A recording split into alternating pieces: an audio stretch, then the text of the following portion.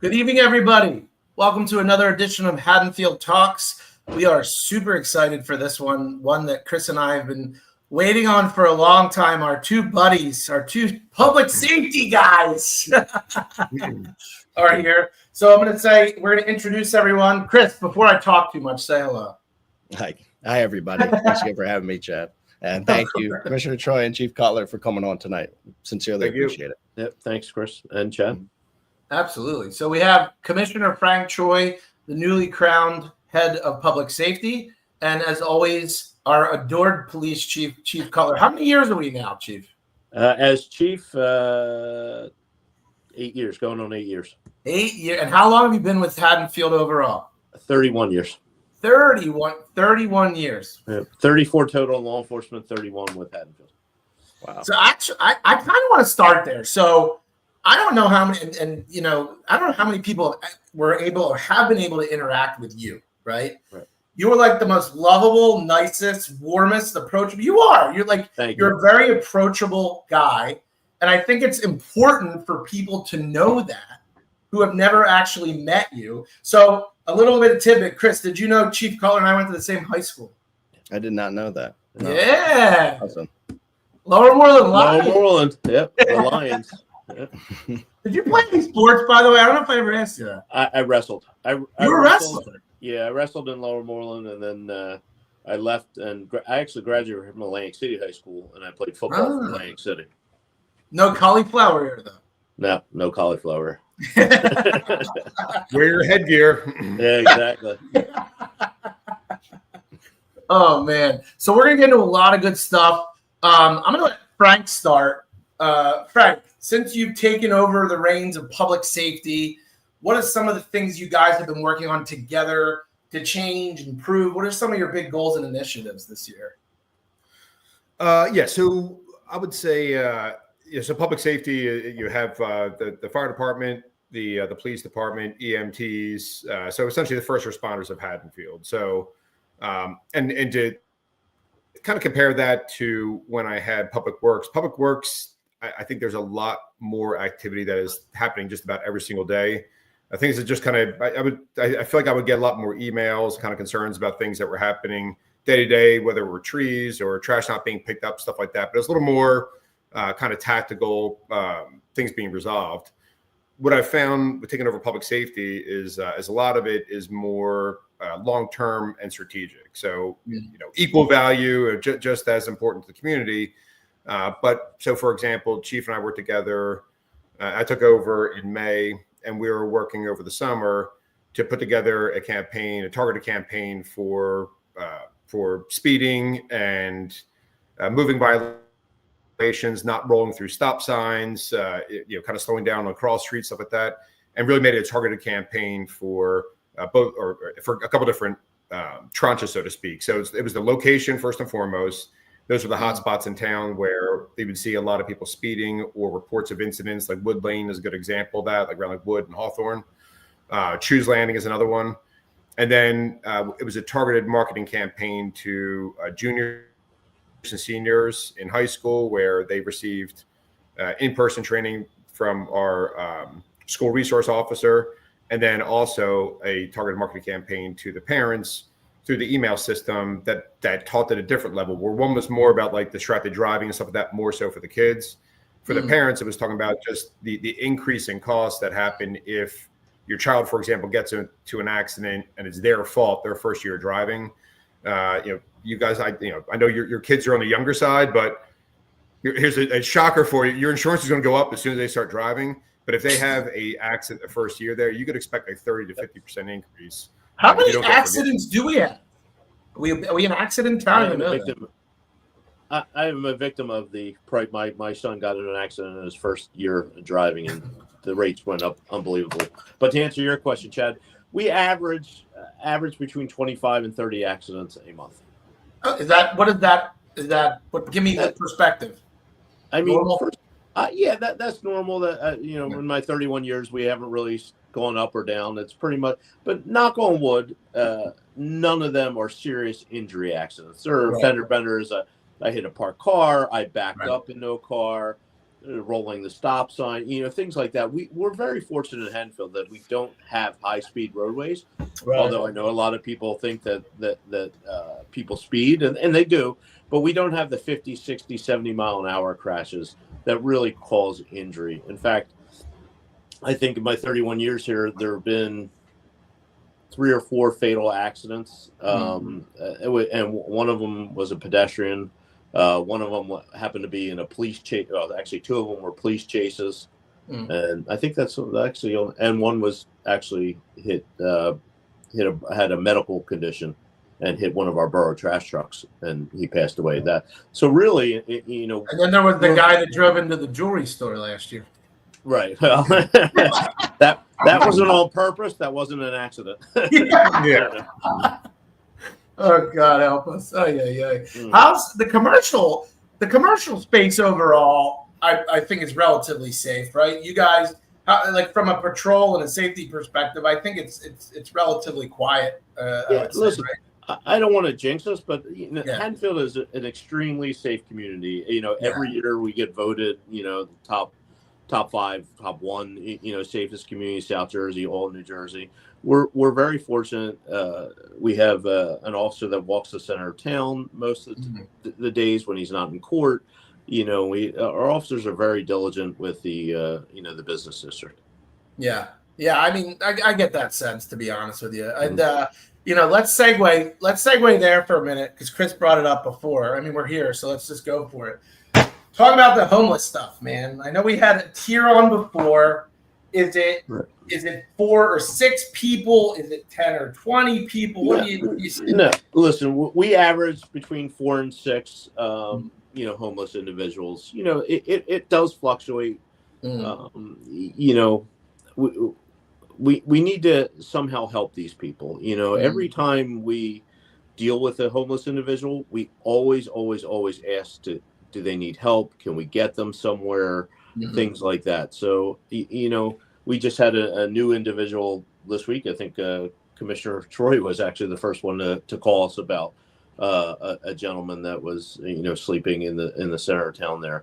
We dealt with him a couple times that day. Every time that we've dealt with him, he says he's fine. He doesn't need our help. He doesn't want us to drive him anywhere. I've had officers offer own money to people to get them on a train, to get them home, offer them to use their cell phones. Some people just don't want to be helped, and some people have mental illness. Like I said, in some of the commissioners' meetings, there's 3 types of homeless people that we normally deal with. The first type is, somebody that's down on their luck that had a job, lost a job, just can't afford a home. Then the second individual is somebody with mental illness, which is quite common. And the third one is addiction issues. So, there's 3 distinct, I would say, populations of homelessness in our town.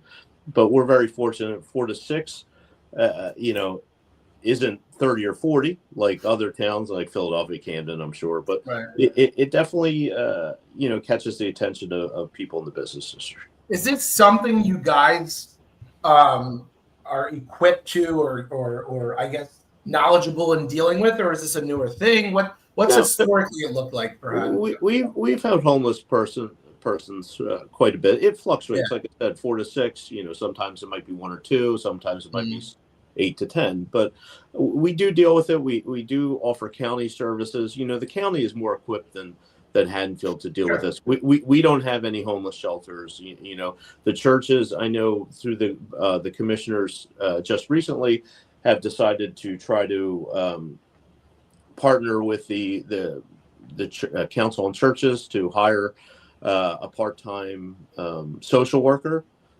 because the police aren't social workers. We deal with criminal aspects, and everybody knows being homeless is not criminal, but it does lead to crime sometimes. So that's why we get called, or somebody's asking for money or harassing people for money or things like that.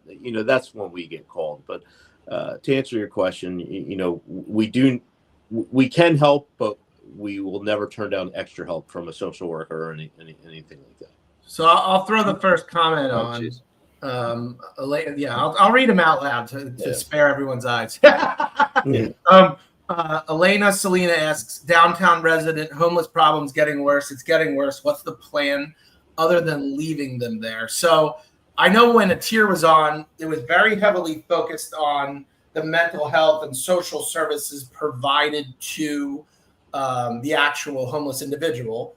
I think what people in Haddonfield or residents want to ask, I guess, number one, what we should do. And I guess the other question is, if it becomes an issue, what are there things in place to, I guess, I don't know if the right word is to apprehend or do things to protect us as individuals. Well, the only thing the police can do is criminality. So if they're doing something illegally, then of course we can do something about it. But right now, just being on the street or sitting on a park bench, it's not illegal. Yeah. Can you, Chris, what was the thing that we talked about with the tier with was it loitering? Was it? Yeah, we talked about a number of things with police intervention, and oftentimes the police are not either equipped or just have no basis or justification to detain. And there's an interaction. That's what I'm curious about is, could you walk us through an interaction, one of your officers with a homeless person? Is it interacting, establishing some sort of conversation, or do they immediately call in a social worker? Well, absolutely. We have definitely, interactions. Most of the time, I'd say 90% of the time, we get a call. Can you check on this individual? He's sleeping. He's doing this, or she's doing this, or whatever. So we'll go out, and the officer will say, "Hey, introduce myself. I'm Chief Cutler with the Haddonfield Police Department. We got a few calls about you. We just want to make sure you're okay." And that's how we start the interaction. Are you okay? Do you need help? Either medical or things like that. And then we'll start getting into, the mental health. Do you need a homeless shelter? Especially when the weather turns, the code blues, when it's ultra cold or ultra hot, it's dangerous for people to actually be on the streets, so we're looking at it through the care individual. How can we care for this individual? Unless they turn violent, or unless they say, whatever, or commit a crime. But, most of my guys, and most of the times they go out there, they try and help. And 9 times out of 10, they don't want help. They don't want us bothering them. I know we got one individual a couple months ago. We got called a couple times during the day. And every time we got called out there, we went to check on her, and she started screaming at us because she didn't need our help. So, the police aren't, we can deal with the criminal aspect of it. The mental health aspect is a little challenging for us. We can't force somebody to go to a mental institution unless they say, I'm going to kill you, I'm going to kill myself. There has to be some sort of, catalyst for us to involuntarily commit somebody to a mental institution. It's extremely hard. We're not really equipped. That's what a social worker, or we can call out a crisis intervention team that will come out and assess, but there are certain standards that we have to meet before. Obviously we can't call them 3:00 in the morning on every homeless person just because they're homeless. So there has to be a catalyst. We kind of triage the situation and go from there. And that was one of Commissioner Cole's. She wanted to have the next level of social work, but we, as the Haddonfield doesn't have a full or part-time social worker right now. So that's why the idea to partner with the council on churches to help, advocate for one or hire one. And so I think they're working on that process, but it's still a process. And I don't think anybody's been hired yet. I think that's the goal. But you're still going to run into that problem. We do have a social worker. We call her out, are they going to come out at 3:00 in the morning? Are they going to come out? There's got to be metrics that have to be met to, justify such a thing. I can call 100 people at 3:00 in the morning, and if nobody shows up, then what's the point of having it? So there are different challenges that we have to overcome, and we're working towards that.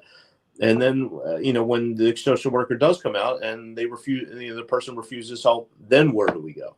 what's the next step after that? And that's all questions that have to be answered. Well, I guess go ahead, Frank. Yeah, Chad, I just because I want to make sure I answered. I believe her name was Selena's question. Uh-huh.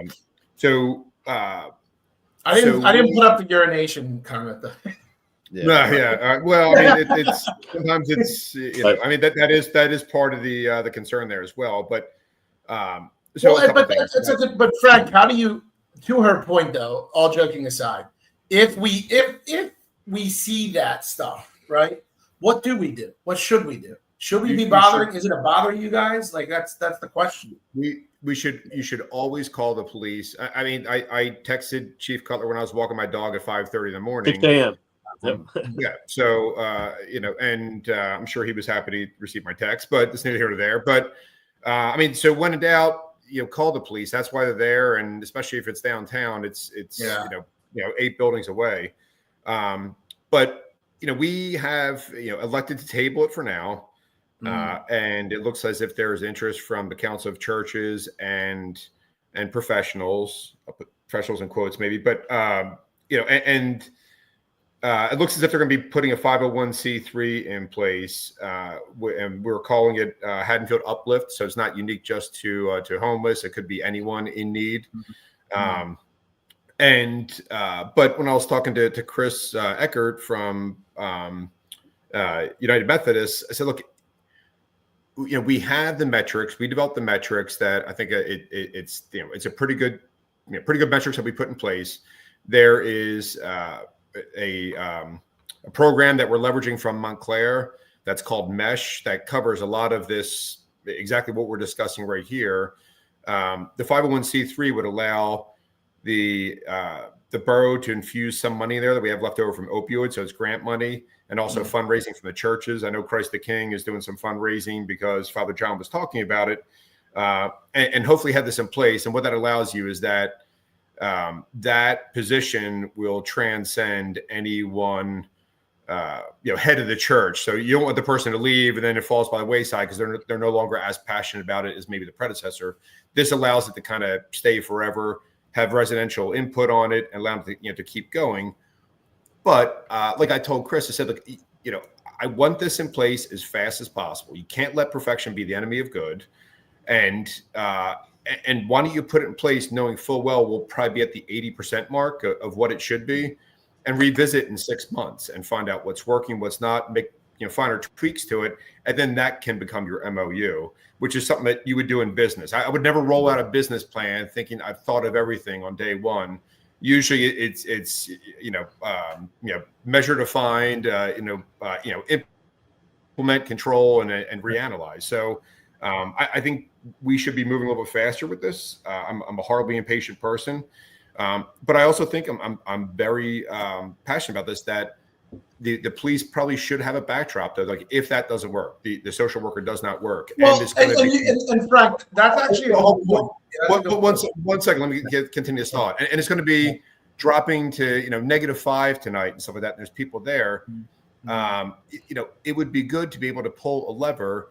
Because a lot of people don't know this. If a person goes to the county court system, they have a whole staff of partners of social workers there. They do referrals. They connect people, whether it's drug addiction, whether it's a homeless situation where it's a family issue where the kid kind of left home or was kicked out of the house, or everything in between. So it's not like you're left to the court system to go to jail.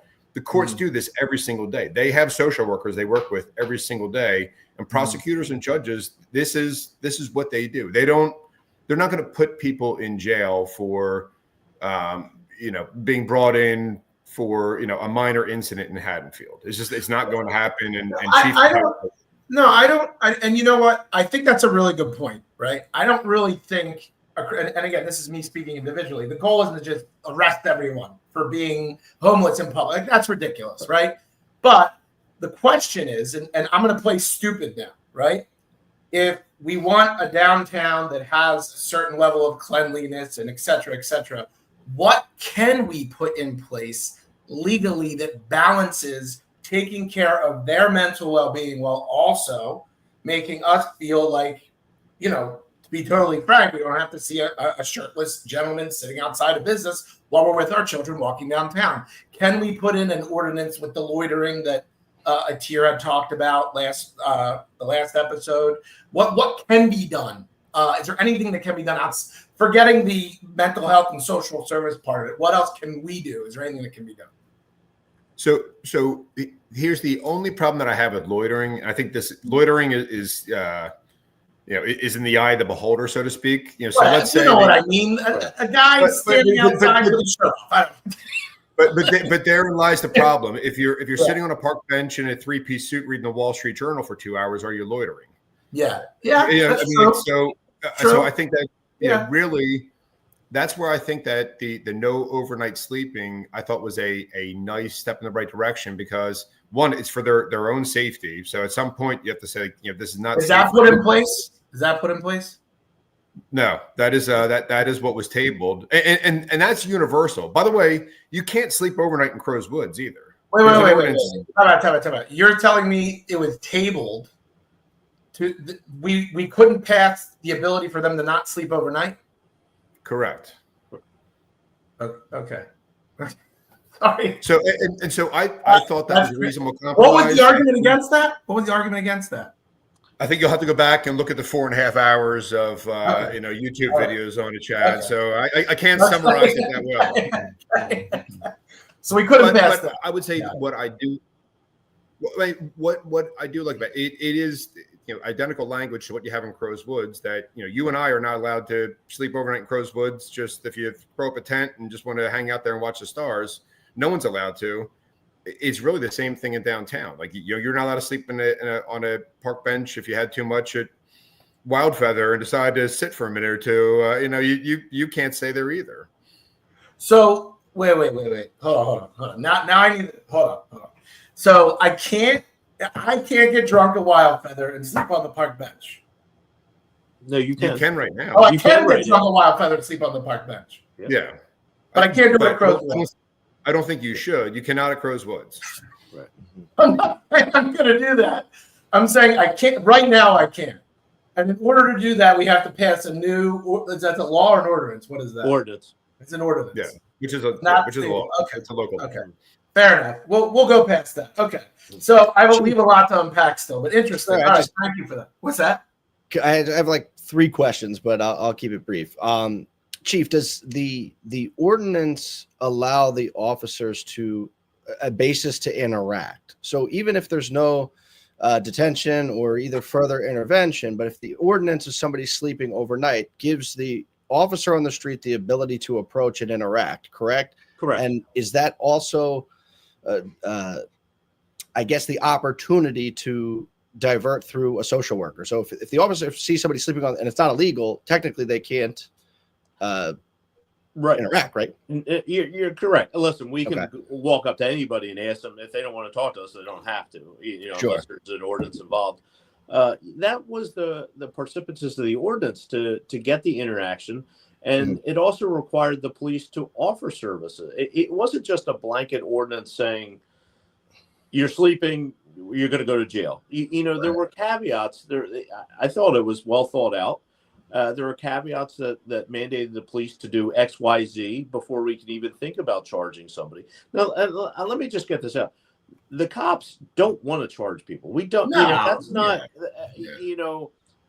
I'm a little biased. I think we have the best police department in New Jersey, but our officers, they don't want to lock up people down on their luck or that have addiction or putting them in the legal system is sometimes the only way to mandate them to get help. There's no other way to mandate somebody to get help unless they're a danger to themselves and other. So that's what Commissioner Troy was getting at when the judges and the prosecutor's office do this every day. They have the ability to mandate somebody. Hey, Miss so-and-so, we think you need to go to a mental, have a mental evaluation. They can order mental evaluations.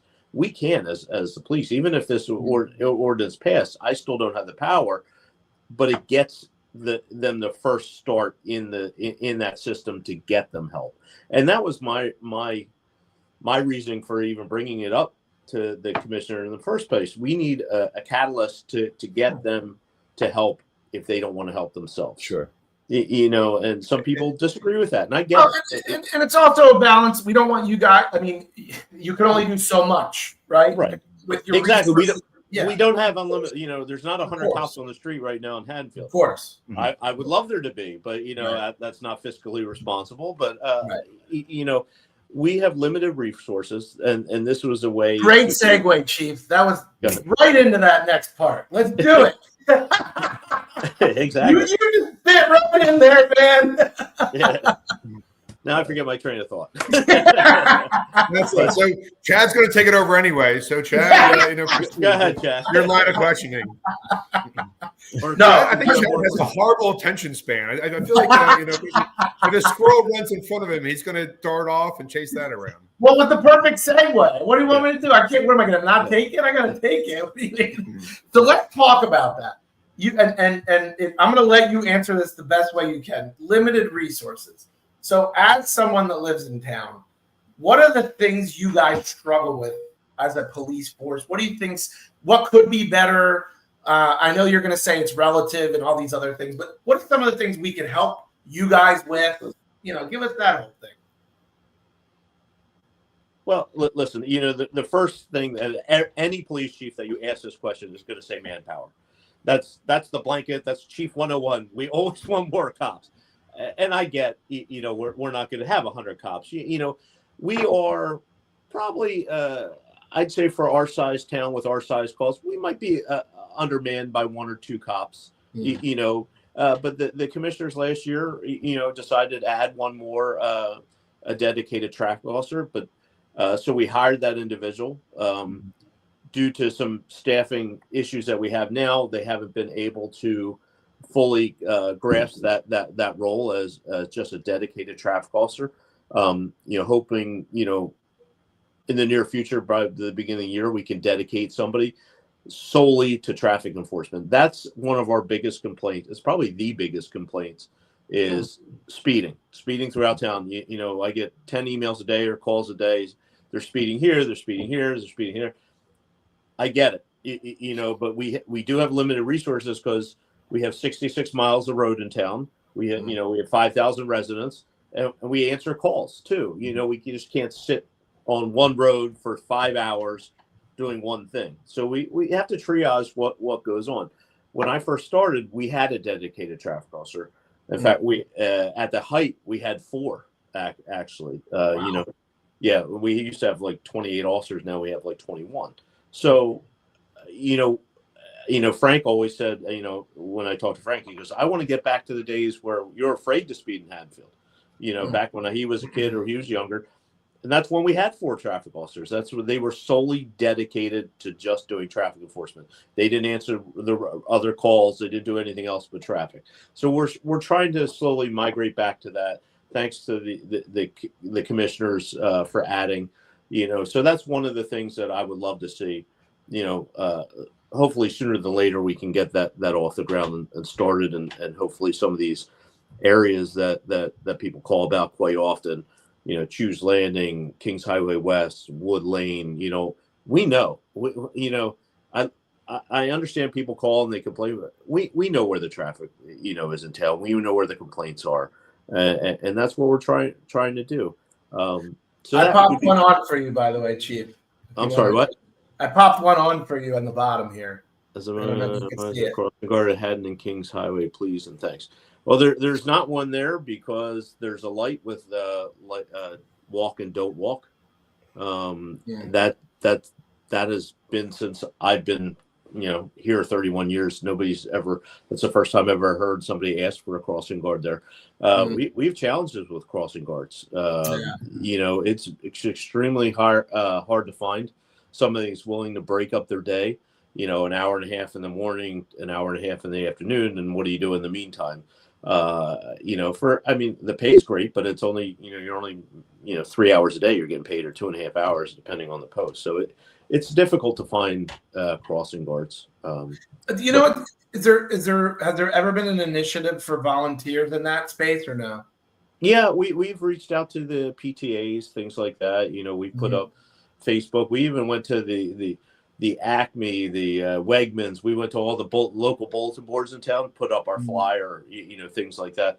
Most of the times, especially on bad weather days when, a lot of our crossing guards are older because it does fit for a retired person or somebody, and they don't want to get out in the weather. So during the weather, snow, rain, we have a lot of call outs. And what happens? Well, we still have to man those posts. So then the cops have to man the posts. So, that takes us away from other duties. And some days we'll have 6 or 7 guards call out. Yeah.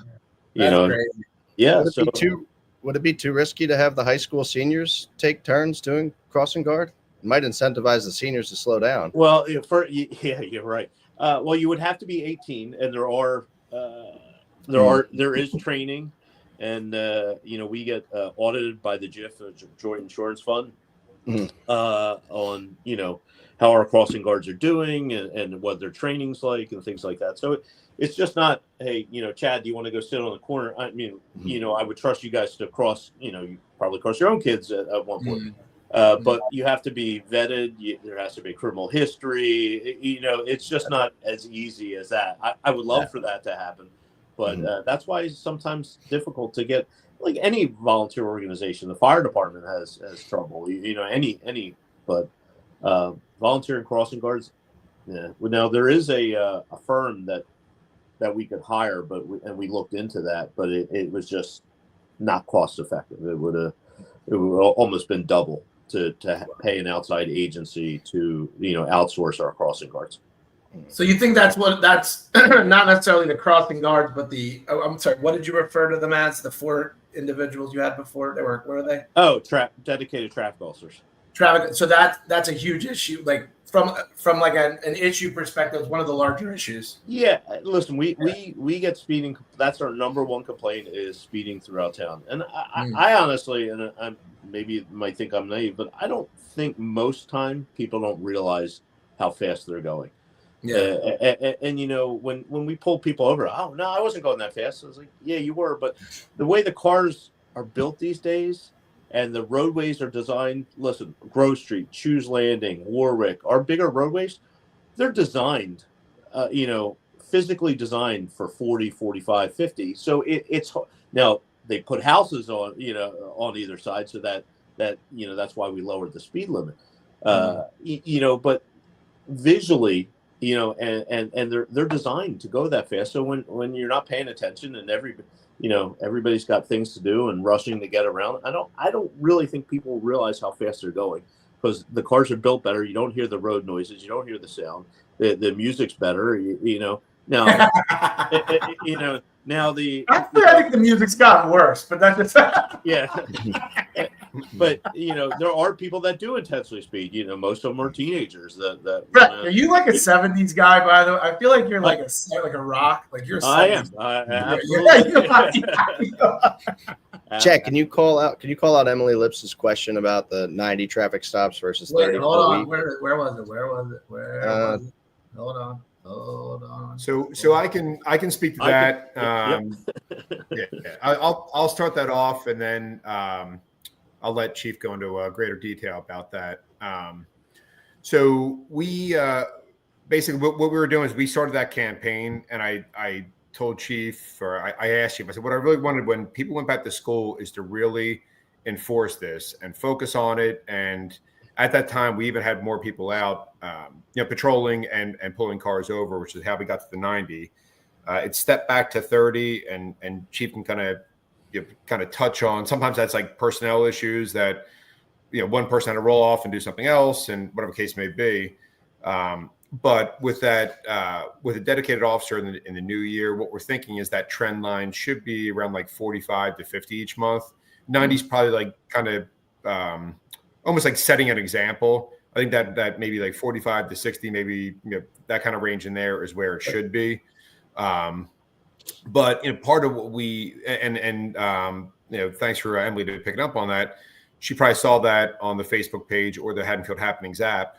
But what we're also trying to do is bring more attention to the different activities the police are doing in town. And I've heard a lot of feedback from people saying, gee, I had no idea that you had X number of calls, or or By these the number of way, burglaries. guys, So I think it's worked out well, but I mean, I think that knowledge is power too. And we had, we had Danielle do the video for, a lot of people didn't know that for newer cars, if you lock them, for especially like European cars, the rearview mirrors, go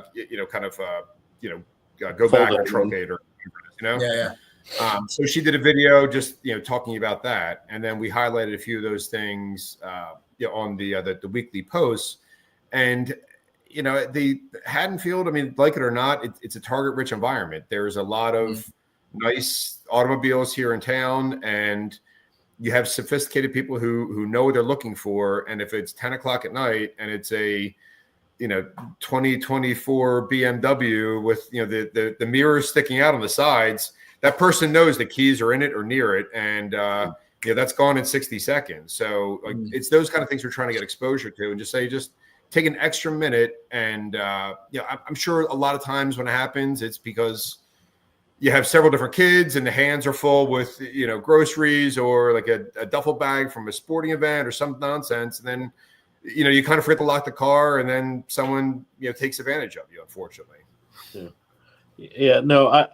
To answer the question, and that's exactly what Frank actually asked the same exact question. I think the day after, or at the hours after I put up the, we had the 190, and then the next week we had 30.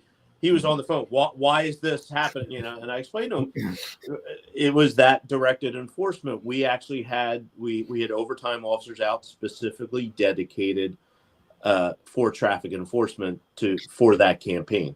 Like Frank said, I would love to see it up between 40 and 60 an average a week, and I think we can get there quite easily, definitely with a traffic officer, a dedicated traffic officer. So that's what we're going for in the future. We know, we feel the pain of the residents. We know that there's some speeding issues, and we're trying to curtail it. But like Frank said, we have speeding issues. We have bike issues. We have a fraud call. We have a domestic violence. We have this. We have a homeless person call. Like I said earlier, we don't have 100 cops on the street at any one time. So we have to triage and figure out, all right, do we go to the ambulance call, or do we go to a kid, riding a bike in the middle of the street call? So that's, or do we stay on Wood Lane, and I'm just picking Wood, to look at stop sign violations. What's more important? What do we have to get to first? So every day, that's one thing I love about police work, and one thing I hate about police work is every day is a different day. You never know, from time to time, what call you're going to get, or where you have to go, or how long you're going to be there. I mean, sometimes when we arrest individuals, if they have to go to the hospital, we have to sit with them. So now if we have, and I'm just picking numbers, if we have 4 officers on the street and somebody's got to go to the hospital because they have to get cleared for incarceration in the county jail, that officer's there 6 to 10 hours at the hospital guarding that person until we can get him medical cleared. So that's one more person off the street. So at any given time, you might have, a high amount of officers or a low amount of officers. It's all fluid, and it all happens on a day-to-day basis. So speeding is very important, but you know what? We have to, if we arrested somebody for a domestic violence incident, that's going to take officers on the street. Now we can't enforce the speeding. So that's a delicate balance that we deal with. Is there, and this is hopefully we can segue into the ALPRs, but is there a technology or a signage that force needs, or that you have that you could utilize as a reminder, or we sort do? Of thing? Yeah, we do have those "Your Speed Is" signs. There's one dedicated on West End Avenue. There was one on Shoes Landing, but I think it broke. I think we're getting it repaired. And are they effective? Yeah, you know what? Yes and no. For the newer people that are riding down the street, yes. For the residents that see it every day, no, it's not. It's not effective. For the kids, I'm curious to know, when you do a survey of the people speeding, are most from in town or out of town? Well, the equipment that we put on the street to actually count the vehicles, there's no way to tell. But for the I meant the ones you actually catch. The ones I think, and I think most of the officers would agree with me, is most of the time it's residents. We have more residents. You know, they live in the Grove Street section of town, and they got to drop somebody off in the Tavistock section of town, and they don't like I said, I don't think people speed intentionally. I think their brain's going somewhere else. They're talking, they're thinking about, I got to get my one son here, my daughter here. I have to do this. I have to do this.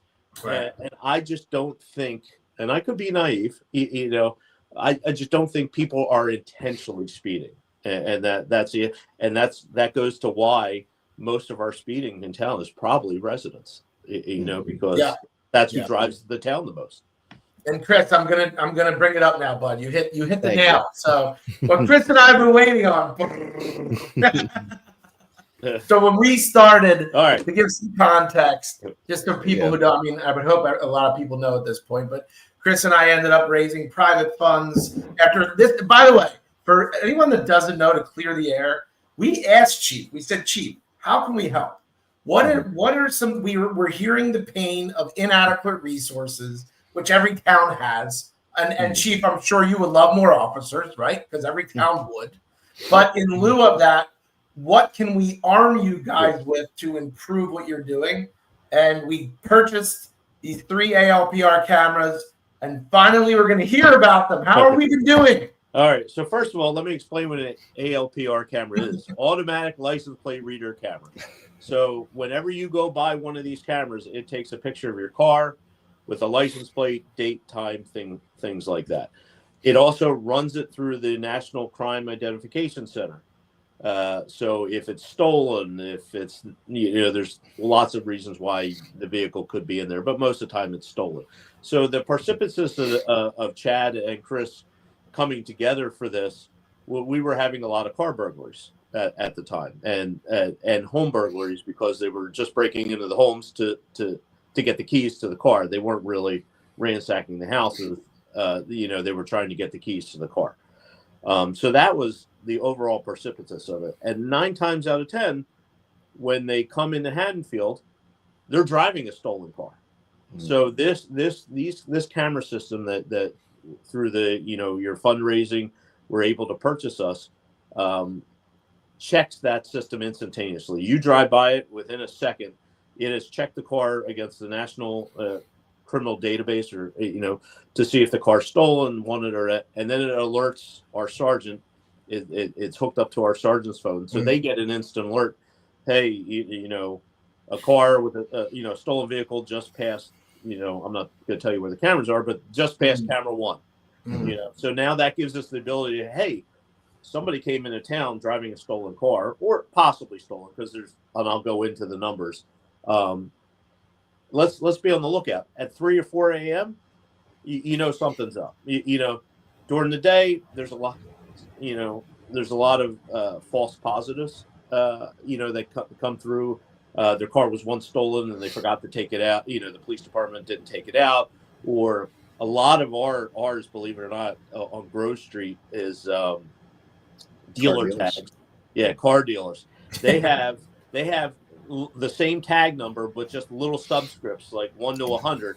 Yeah. And if they report one stolen, the whole set is stolen. So there's a guy, and I know he drives a blue Tesla that lives in town that has his car, that license plate, it hits every time he goes by the camera. And it's just, it's just one of those things. So anyway, so now to get that. So we really appreciate you raising the money. So, and this is just a 30-day snapshot of vehicles that passed. We have 3 cameras in town, and this blew my mind. So the total vehicles that passed, the total reads that we got captured, 515,859. Wow. Yes, in 1 month. So that's from September 20th to now. So over 500,000 cars went by one of our license plate readers in the month of, from September 20th on. Now it goes into saying 400,000 of them were unique reads. So that means somebody just traversing through that never came through in that 30-day period. So you have 115,000 that's traversing, that going back, that we've read you more than once, so to speak. But 400 and 6,000 individuals, which was kind of blew my mind a little bit. Stolen vehicles. Okay, since April 1st, 21 stolen vehicles have came through town. Like I said, I tried to parse out the individual that I know. It's not a stolen car, because then it would have been like 500, because he every day he passes the camera. So there were 21. Out of the 21, we were able to stop 3 of them. Wow, that's good. Two of them were erroneous, false positives, and the one actually was a stolen vehicle we made an arrest on. So we locked him up. It has been, so that's just the stolen vehicle aspect. The bigger help that we find is for all the cases that we have, the fraud cases, sexual assault, whatever other case we have, we always go to the camera. Hey, did he or she, or was there a vehicle involved? And if there was, could it pass? Do we have a description of that vehicle? The software, it has AI, so I can put into it, give me all the blue Hondas that passed this camera between these hours, and it'll spit out a spreadsheet, so we can start, knocking people off the list. Or narrow down. So it's been instrumental in 9 cases that we've actually made either arrests on or ruled somebody out on. The biggest case was the sexual, the stalking case that we had. That was in Haddon Township and ours. We actually tracked it. We tracked the individual through town. So that's just ours. I don't know. We're the system that we bought is nationwide. So if a police officer in Nevada, let's say, was looking for a certain car, that car could have been in Haddonfield. I have no idea. We would have no way of knowing. So we're linked with not only all New Jersey camera systems, but all over the country. So our cameras could have helped out in a Haddon Township case. Now, Haddon Township, I just talked to their chief. They have 20 readers. Yeah, they have their whole town covered. Wow. And then with this system, we now have access to all the other cameras from the other systems too, not just Flock. Awesome. So let's say Axon has an ALPR system through, it's called the New Jersey State Police SNAP program. Every camera has to feed to the state police, and then the state police give us access, or we can call them and say, hey, we're looking for this car. Can you search the database for us? So it's really a force multiplier. So when I ask for more cops, although we're not getting bodies, we're getting eyes. Right. And it definitely helps us in that fact. And our detectives love it. It absolutely loves it. So 20, how do we get 20? I don't know. I think sounds like you need a fundraiser, Chad. Yeah. I didn't get into how he's paying for them. That's quite, maybe he got a deal. I don't know. Our biggest thing, Chief, is that we want to, and we're excited because it's really the first time we've heard any objective data from it. Right. But our goal is, do you think, and I'll swallow my pride, but do you think these are worthwhile for us to have in our fiscal planning year after year?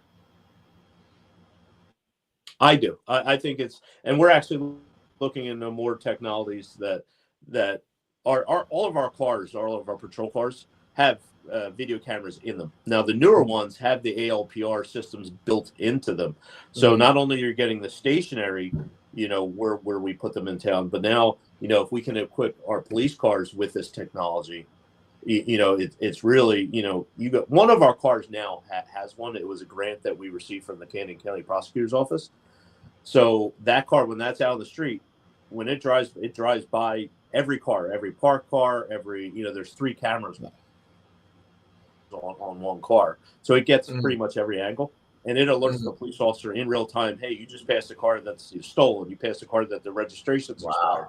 You passed a car that the drivers wanted person out of, Hawaii. So that's my next goal. I love the camera system that we have in place. I could love to use more, but then, depending on funding and in the future, hey, can we equip another car with ALPR? How much is that? How much is that? Well, when we first got that, and I think 2019 or 2020, it was $15,000 for a car. For the setup, and then it's 500. We have a shared services agreement with the Gloucester Township Police Department, so they run the database. Our car hooks up to their database, so that's 500 a month. So it's the initial, no, 500 a month, 500 a year. I'm sorry.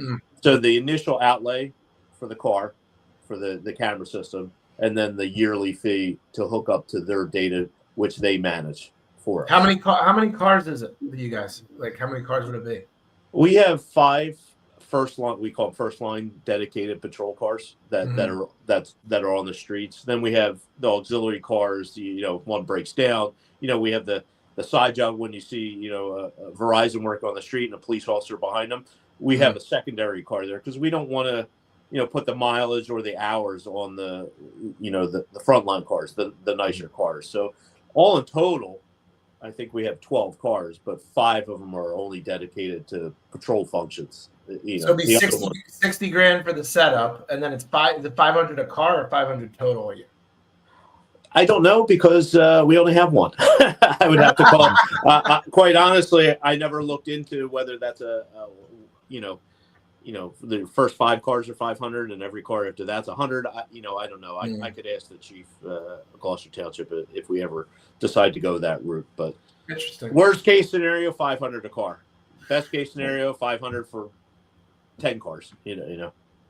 So I know it's getting late, but we've really saved the juice for last. That everyone that's here that's made it made it to the 19th hour here. So.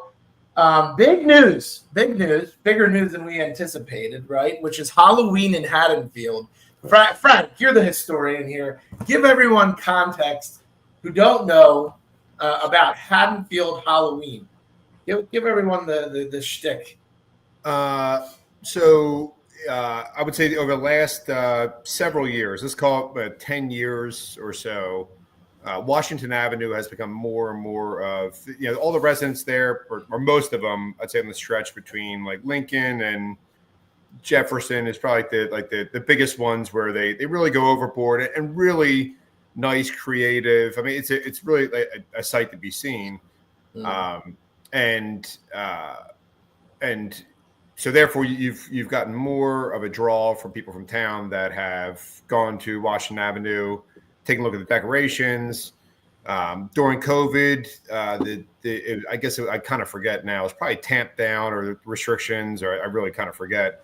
But I would say last year was the year that we hit a crescendo in terms of the number of people that were there. Well, that was the highest. Yeah. So we had the streets shut off, barricaded. Again, that same kind of stretch I was talking about. And the cross street, so you can't make it down there. Chief and a few of the volunteer officers had a tent set up in the center there, like right in front of Summit, issuing out candy and interacting with the folks and stuff like that. And of course, being police officers, also keeping a weather eye on what's happening there. But I forget if it was last year that happened or the year before. I know because one of the people was a friend of mine that kind of live streamed the whole thing and got like 2 million views.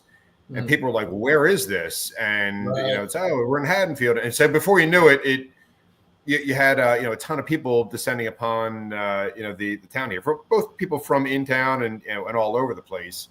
And last year, it really it got to be like a little bit kind of unruly.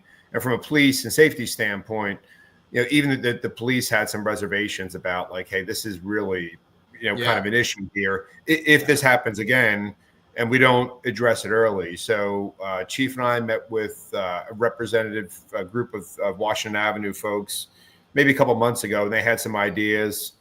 We had some suggestions, and ultimately it came down to and I'll back up just for a second.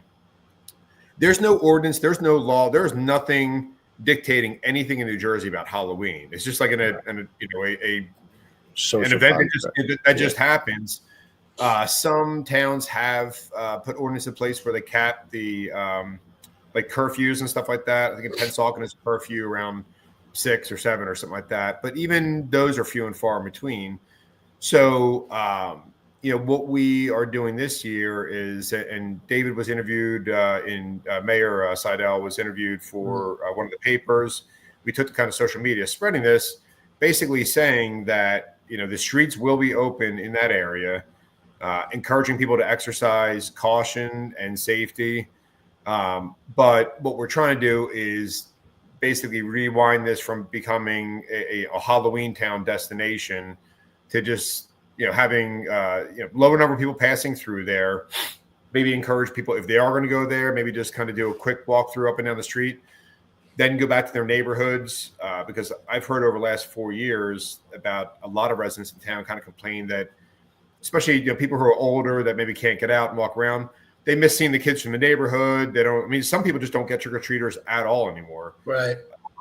So you have to strike that balance of I'm like a local elected official. I don't think Haddonfield really wants me to be calling balls and strikes on how to do Halloween. Right. But if you're asking my input on it, I would say that the lower or the smaller the crowds, the better. Especially on a night that that you are going to have people driving around. So Friday night, you're going to have teenagers going to parties, little people going to parties, people walking around. So slow it down, keep the crowds to a minimum, disperse. Encourage you maybe to go back to your neighborhood. And hopefully this is like the first year where we kind of just start ratcheting it down. Right. Yeah, then it gets back to just what it's historically been. So I do have a question, and you guys will answer. Is the Michael Myers series based off Haddonfield? Yeah. It is. Well, Deborah Cohen is from here. Yeah, one of the co-writers of the original screenplay was from Haddonfield. She went to Haddonfield High School. Okay. So back in the 70s with John Carpenter, she co-wrote Halloween, based on it's a fictional town in Ohio or Idaho, somewhere Illinois. Illinois, Yeah. Right? Mm-hmm. Actually, I have a Haddonfield, Illinois police badge. Some police badge cool. that somebody sent to me from the movie, but it's based so on. what's the history like? 'Cause you've been here 30 years. What's the history of Washington at? What is the history? Because I have not been here long enough to comment. Well, what's the history? Washington, like Frank said, within the past 10 years, it's really proliferated into this huge event that culminated last year. How many do you think? How many people? Do you have any concept? We were guesstimating about 5,000, over 5,000. Yeah, in 3 blocks.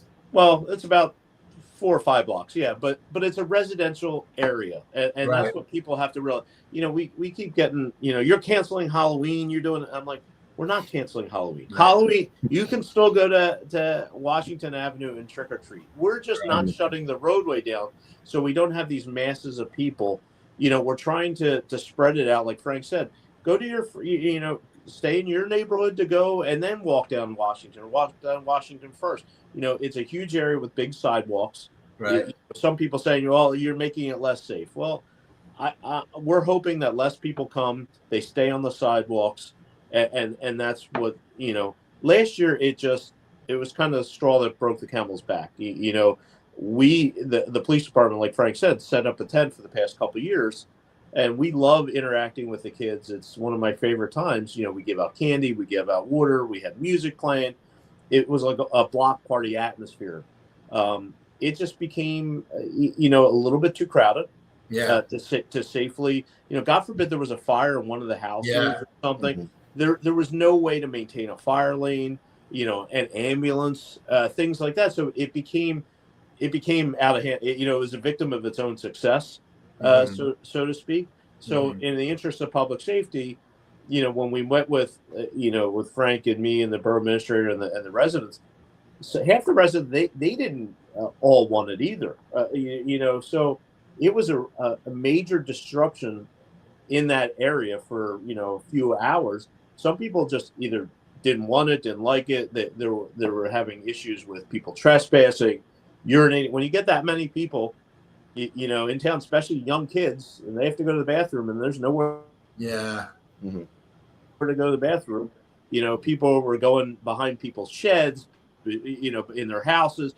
So it just became a public safety nightmare, so to speak. So we're trying to tamp it down a little. You're still going to be able to go to Washington Avenue. but we're going to maintain the roadway open for emergency vehicles. God forbid there's any issue, and us getting it out now, hopefully people will be like, you know what, we're not going to go this year. We're going to stay in our neighborhood, or we're just going to go for 20 minutes, see the sights, and then, but we can't be trick-or-treating till, last year, 9, 10 o'clock, some of the residents were saying there were people knocking on our doors that late. And it does become a disruption, especially if you have little kids. You get your 5-year-old to sleep, and then you have somebody knocking on the door at 9:30 or 10 o'clock at night. It becomes disruptive. It's a shame it has to be this way because, like I said, the police department love interacting with the residents and the people coming to trick or treat. So maybe in future years we'll see if we can do something a little different, or this is going to be the test year. We're going to try and like Frank said, roll it back a little and see how it goes. But we are going to have a police presence on Washington and the rest of the town as well. So we're not going to forget about and anywhere else in town, but there will be probably one dedicated officer on the street, going up and down the street, trying to keep people on the sidewalks. Chief, with 5,000 people, you need state police back. That's a lot of people. Yeah. So once you hit a certain threshold, we need to contact the prosecutor's office. It's a lot of people. Homeland Security, New Jersey State Police. So there's a lot of back planning. The fire department, Officer of Emergency Management. So it's just not, when we have large scale events, like we do all those things. We do it behind the scenes, but this is something, it's such an area that's hard to control because it's so open. There's so many intersections. There's so many houses, and it's not just the people in Washington Avenue. It's all the side streets that are affected too. And people don't realize that some people just don't like crowds. Some people don't like people. So we have to take in everybody's view in this, and this is one way that we thought that we could try to scale it back. We're still having Halloween, we're still having trick-or-treating, but we're trying to just scale it back a little so it's more manageable for a public safety aspect and also for the residents' well-being. So to follow that up, if you start to see that swell, you at some point you actually do have to legally call in backup. Is that what happens? Well, listen, I've talked to a lot of chiefs that, in the area. We can call, but they might not come help because they have their own issues on Halloween, especially like Frank said, it's a Friday night. So, it's kind of like the witching hour. If it was a full moon, who knows what'll happen. But, yes, I've been in contact with, I just had a chiefs meeting last week where we were going over all this and saying, they were all making fun of me for canceling Halloween. I'm like, we're not canceling Halloween, but, it's a very real factor that we might not have the help. If I call, Barrington, Haddon Heights, they might be doing their own stuff, and their responsibility is to their residents. So, we're going to try to have enough officers on, but, we're going to have the ability to close the road if needed. We're going to have other abilities to do other things that night. I hope that doesn't happen. We're going to try it out, but listen, we're going to be prepared either way. Well, that's the main thing I'm trying to get at, which is if it doesn't work out, we're going to have the ability to do other things to maintain public safety. So it's contingency planning. Was there a discussion to close Kings Highway? Because we're still going to be a draw for Halloween. It's a safe place to trick or treat. The houses are close together. And my thought would be if we close Kings Highway, you might encourage the influx of people to go downtown, and people may actually cross Kings Highway to go to other parts of this town if they do come to look at the lights at Washington Avenue. That wasn't, I think, because most of the businesses are probably closed. There's no draw. If we close the center, the main artery, why? What for? We have to give people a destination. We have to do, if we do that next year, like I said, this is kind of, a trial and error. If this doesn't work, maybe next year we will, hey, let's move all trick-or-treating, or let's have the businesses, or let's set up tents, or have a craft fair, or movie night. I know we're doing the Halloween night market, I think, this Friday. We're showing a movie, things like that. So maybe we could transition that to the 31st and have all the tables give out candy. But I think that's for future planning. We're going to see how this works, and we'll go from there. Cool.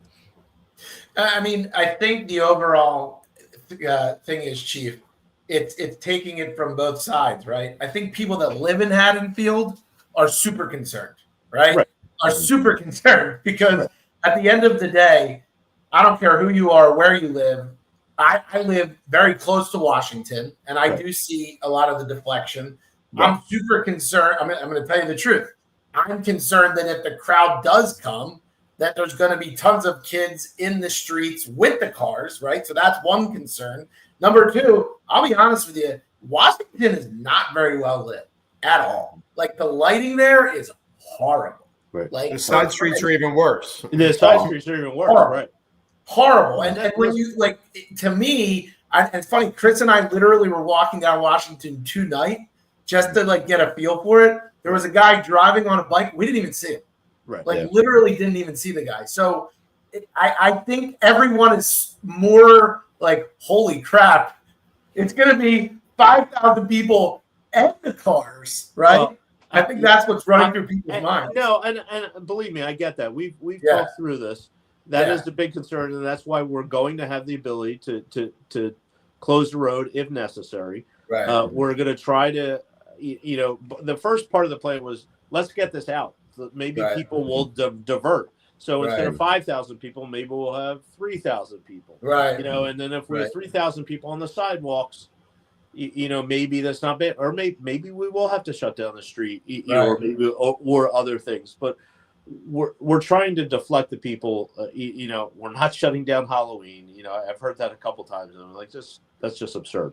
But we're trying to make it more manageable for the people in the area, to conduct business or trick or treat or whatever without inconveniencing that many people at that juncture. And we're gonna see how it goes. If this, the social media, and I know we're on Channel 6, if that helps, great. I talked to a woman last year. She drove from North Jersey. She was an hour and a half. She was an hour and a half away. She saw it on social media. She's like, "Oh, I got to get down here." We're not going to listen. People from North Jersey didn't see Channel 6, I'm sure. But hopefully with some of the social media, it gets out, and instead of 5,000, we have 3,000. Just a more manageable number. Like I said, if we close the streets and there's 5,000 people, God forbid there's a house fire, an ambulance call, things like that. So we have to think bigger picture here than just, and kids, parents have to watch their kids a little bit more. With the roadway being open, hey, hold your son's hand or your daughter's hand. Don't let them just run out in the street because the street's going to be open. Now, we are going to prohibit parking on Washington Avenue that day. So, that will give us the ability, if we need to close it, a clean street to close it on that. And if we do keep it open, kids aren't going to run out between two cars. Right. So we're going to limit the parking definitely on Washington Avenue. And then we'll go from there. What about for the residents? What should they stop giving out candy? And again, opinion based. Should they stop giving out candy at a certain time? What do you think? I'm not telling you you're telling them to. The residents on Washington Avenue? Yeah. That was discussed at our meeting. We discussed, hey, putting up signs. We're out of candy. Like yard signs, or hey, trick or treat. We are going to enforce trick or treating hours between 3 and 6. Don't knock on our door after 6. So we gave all these, like Frank said, we can't regulate that kind of. We're not the Halloween police. So we gave them suggestions. We're going to probably put the our variable message board out on Washington saying, hey, trick or treating, recommended trick or treating hours are 3 to 6. Roadways remaining open. Be careful. Some kind of warning, to people that haven't seen this or haven't seen our social media, haven't seen Channel 6. So we're going to try and get the word out that way as well. But the residents on Washington have to help us out. They can't give out candy till 10 o'clock at night. That's my opinion. If they that's what I wanted. That's what I asked. You're not going to legally tell people to stop giving out candy. Correct. My suggestion would be, turn off the light. Get whenever you feel comfortable ending the candy giving out. To the residents, turn off their light. They could make a yard sign. We suggested, other things. Now, the suggestion was they all have to do it too. At the same time, we thought, hey, there's strength in numbers. If you guys all stop the candy all at the same time, right? You'll have a better, more people will disperse faster than if you have only 2 houses not giving out candy, but 20 of them are. You're still going to get that influx. So our suggestion was, when you guys are stopping candy, because they all talk, end it. If you guys are going to end it at 6 or 5 or 7 or whatever, end it for everybody. Don't do the dribs and drabs, because that's going to have people maintained in that area just to see who's still giving out candy or not. And I don't want to belabor this too much, but because it's so intriguing, I mean, listen, you guys added fuel to the fire on this show, so we're gonna. The other question I had is, and this is not a suggestion. People had talked about finding a way for it to be privatized or closed to Haddonfield residents to some degree. Is there any legal issue with that?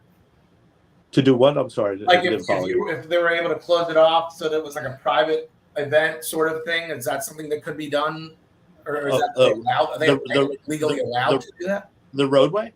Yeah. So that's how this originally started, as a block party. You have to request, like Lena Acres still does it. They have a block party request. They have to get at least 75% of the residents on that street to say, hey, give their blessing to close the road. So we do allow block parties, right? In different areas of town, just depending. Right. Washington Avenue was a block party. That's how it originally started. That actually had a permit. Okay, got it. Right. So that's why I said, hey, we're not approving any block party permits this year. We're not closing the street, and that's what we're going to try to do. But yeah, like say Hawthorne Avenue wants to close the 100 block. They can apply. They can get the signatures, as long as it's not going to be an issue. They have barricades. There's certain criteria that the people have to meet to close the road. But once they close it, they can still do it. We entertain block parties all the time. Yeah. In fact, Chris does one every December. That's right. For Santa.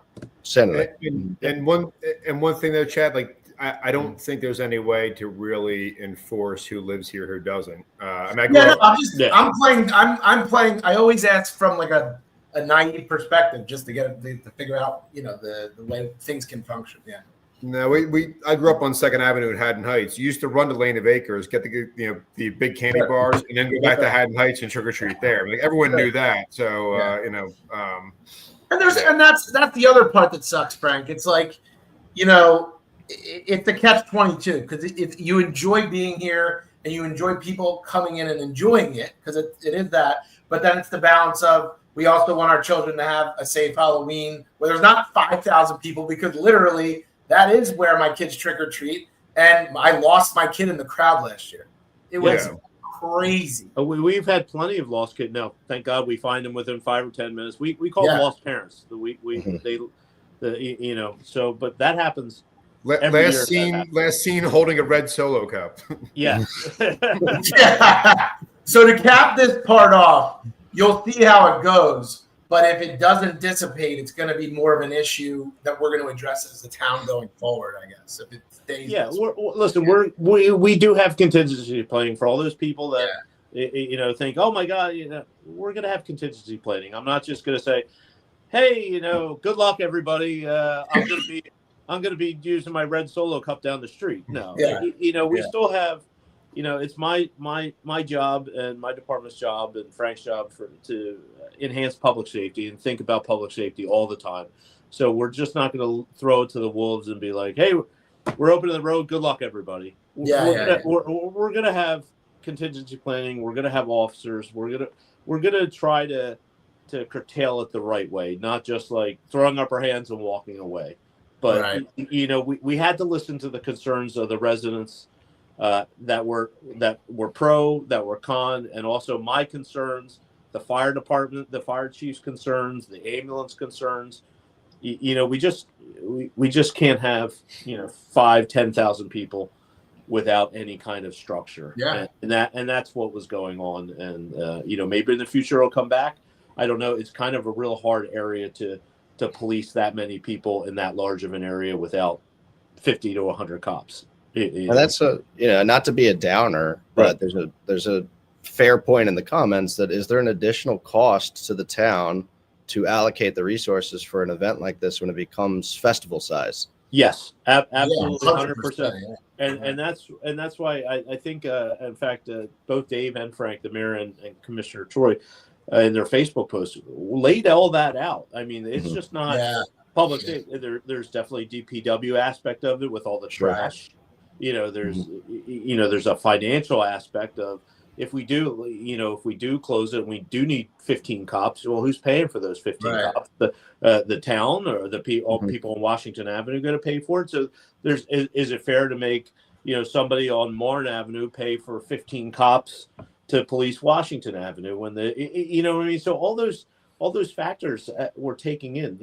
Everybody thinks that the commissioners just sit there and make decisions just for willy-nilly. There's actually thought that goes into that, and a lot of people don't see it because it's behind the scenes, and I get it, but there's some thoughtful discussions. Hey, what if this, what if that? So it's just not Frank waking up one day and say, hey, I want to open up Washington Avenue just for the hell of it because I don't like that. And that's what a lot of people just have their own opinions. But I can tell you, after 31 years of dealing with local government, the commissioners are thoughtful. They have their own opinions, but they're very thoughtful. They're worked out, and there's reasons behind what their decision making is. Whether you agree with that or not is a totally different story. But there's definitely thoughtful discussion, and everybody's doing it in the best interest of the borough and public safety. Dave does it for financial. Commissioner Coles does DPW. So it's just not a free for all. And that's my one thing in 31 years I've learned in public government that there is a lot of thought behind. Especially in Haddonfield. I've only dealt with Haddonfield. In Haddonfield, there's a lot of thoughtful discussion. There's a lot of smart people in town. There's a lot of residents that give their opinions, and that's taken into account. So. Well, before we let everyone go, we appreciate it. First of all, the two of you, thank you guys so much. Thank you. Chief, I got to tell you, Chief, since we've been working together, it's been a little over a year and a half now. This is the first time we got all this out of you. This feels good.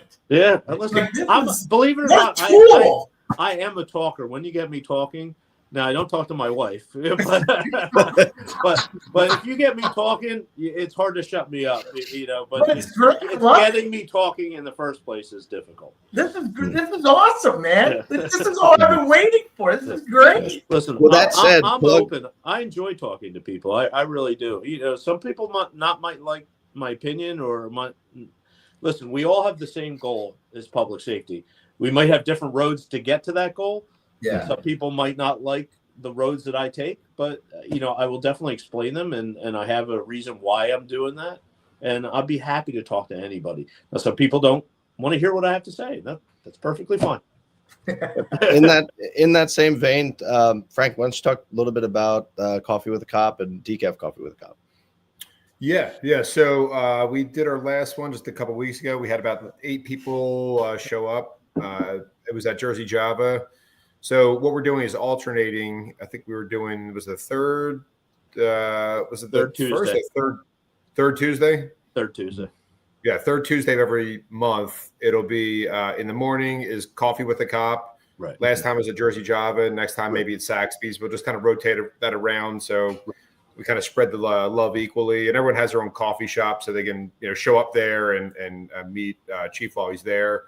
Right. I was there. Danielle was there. Lieutenant Stu Holloway was there.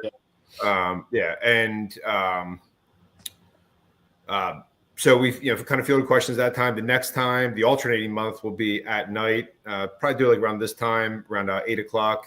Call it decaf Coffee with a Cop. The people who can't make it in the morning can make it at night. Ask whatever questions they have. So again, that's another forum that if you it'll be on our Facebook page. Yeah. Frank's had a day, man. We'll advertise it. We'll make sure we get it ready out. for the decaf. Yeah. We'll get more of notoriety about that. But that's a good time to ask questions about just miscellaneous things, which is what people asked about last time, like about painting curbs for to prevent people from parking there and signs and stuff like that. So you have lots of good information you can share on those calls, those meetings as well. Look, we're getting all the love now. You guys got to see the love before they all go. Everyone thanking you guys for coming on. No, thank you. All right. I think we did it. I think we did our justice here tonight. We appreciate everyone coming on. Hopefully you guys catch us. If you want to see the full episode, they will be immediately available. We have 2 YouTube channels. We have Haddonfield Talks and we have Haddonfield Safe. I am desperately trying to get the stream live to Haddonfield Talks Facebook, but Facebook's blocked me, so this is what we're stuck with. We appreciate the coverage David Hunter is providing us in Haddonfield today, and we will chop this up to God knows how many clips over the next week. And one more thing, we have commitment from these 2 to come on once a quarter to keep up with your safety issues. We appreciate that. You guys rock, and everyone get some sleep. We're going to take care of this Haddonfield Halloween thing for you. Chief is there for you guys, all right? There you go. Thanks for coming on, everyone. Thanks for watching. We'll see you again next time. Appreciate it. Thank you. Thank you, everybody. See you later. Bye. Thanks.